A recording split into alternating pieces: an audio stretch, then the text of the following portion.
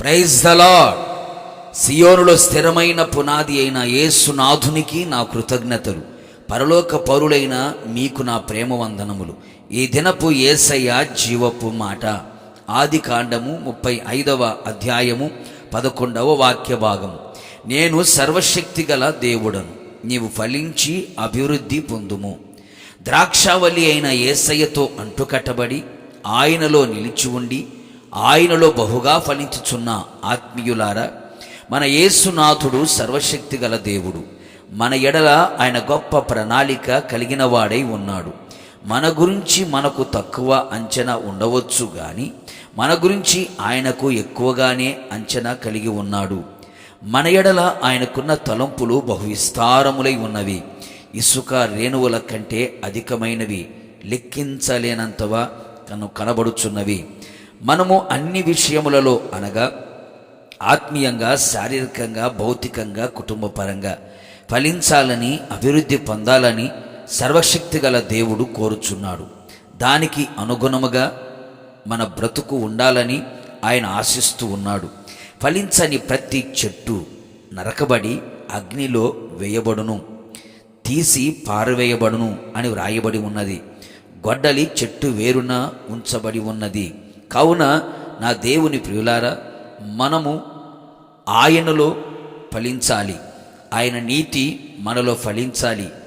వినిన వాక్యము, చదివిన వాక్యము, ధ్యానించిన వాక్యము నూరంతలుగా మనలో ఫలించాలి, బహుగా ఫలించాలి, విస్తారముగా ఫలించాలి. ఆయన మనయందు నిలిచి ఉండునట్లుగా మనము ఆయనకు పరిశుద్ధ స్థలముగా మారెదము.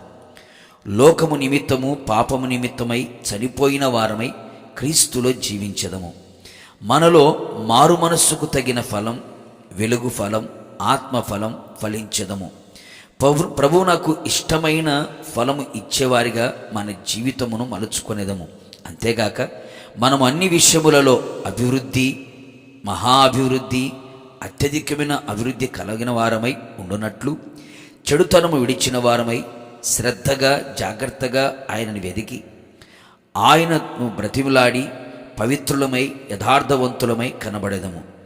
ఆయనను సంతోషపరిచే విషయములో, ఆయనను ప్రేమించే విషయములో ఆత్మలో మరింతగా అభివృద్ధి కనబరిచిన వారమై ఆయన ఎదుట నిలిచెదము. కృపగల యేసయ్య మనలను జ్ఞాపకం చేసుకొని మనతో సర్వశక్తి గల దేవునిగా ఎదుర్కొని ఇక మీదట ప్రభు కొరకు మరి ఎక్కువగా ఫలించున్నట్లు, ఆత్మాభివృద్ధి పొందినట్లు, మనము ఫలభరితమైన అనుభవాలు నడిపించబడినట్లుగా కనబడినట్లుగా సర్వశక్తి గల దేవుడు మనతో కూడా ఉండి సమస్తమును జరిగించునుగాక. ప్రార్థన. నిత్యుడగు తండ్రి యేసునాథ, నీ పరిశుద్ధ పాదములకి స్తోత్రములు చెల్లించుచున్నాం. మరొకసారి ఉదయకాలమున మీ జీవపు మాటతో మమ్మల్ని దర్శించారు. మీరు సర్వశక్తి గల దేవుడు ప్రభువా, మేము ఫలించాలని, అభివృద్ధి పొందాలని మీరు ఆశించి ఉన్నారు.